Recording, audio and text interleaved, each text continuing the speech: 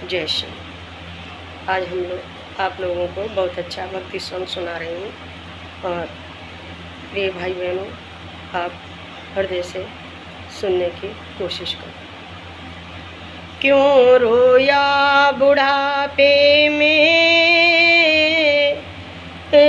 क्यों रोया बुढ़ापे में, तूने भजन किया ना जवानी में।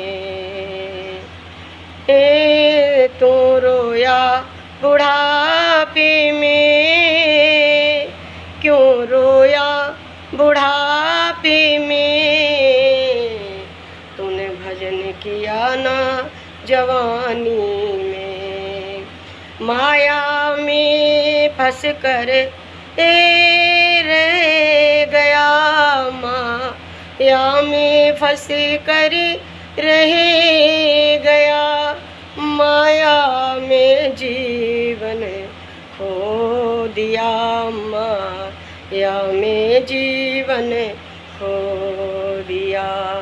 क्यों रोता भरी जवानी में, क्यों सोया भरी जवानी में, माया के आने जानी में पूरा जीवन व्यर्थ बिताया है। क्यों रोया बुढ़ापे में, अरे क्यों रोया बुढ़ापे में। तूने भजन किया न जवानी में, शिव भजन किया न जवानी में, क्यों रोया बुढ़ापे में, हरे क्यों रोया बुढ़ापे में।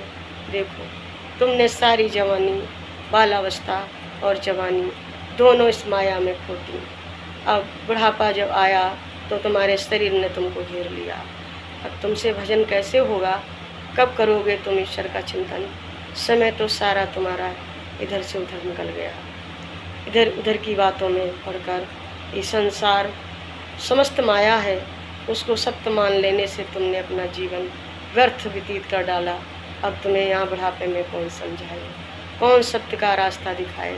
अब तो भजन तो आपके शरीर का होगा, शरीर का चिंतन होगा। जब शरीर का चिंतन हो रहा है तो ईश्वर क्या करेगा इसमें? ईश्वर तो तुम्हारे कर्मानुसार जितने तुम्हारे भोग हैं उनको भोगने के लिए यहाँ अकेले ही छोड़ दिया, इस स्थिति में कि तुम ही इस कष्टों का सामना करो, दूसरा कोई नहीं कर सकता है।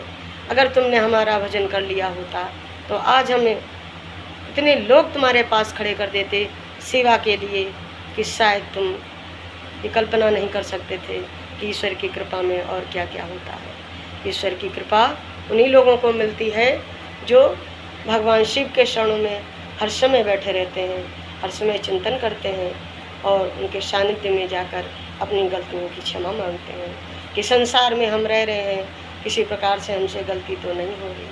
हे भगवान शिव, हे परमात्मा, हे अविनाशी, हे सर्वशक्तिमान, हम आपके चरणों में बैठे हैं, हमें संभालो, हमें संभालो।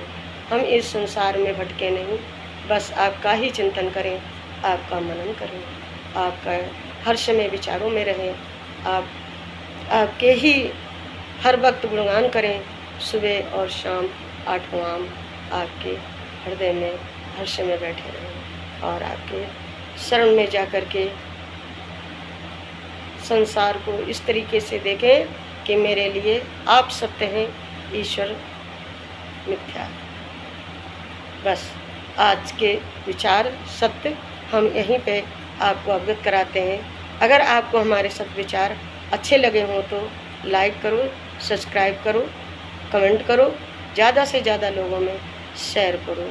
अगर आपके हमारे विचार भगवान शिव के समझ में ना आ रहे हों तो कमेंट बॉक्स में जाकर हमारा लिंक में नंबर दिया हुआ है, आप हमसे संपर्क कर सकते हैं और भगवान को विधि विधान से आपको बताएंगे भगवान शिव कैसे आपको मिलेंगे। जय शिव।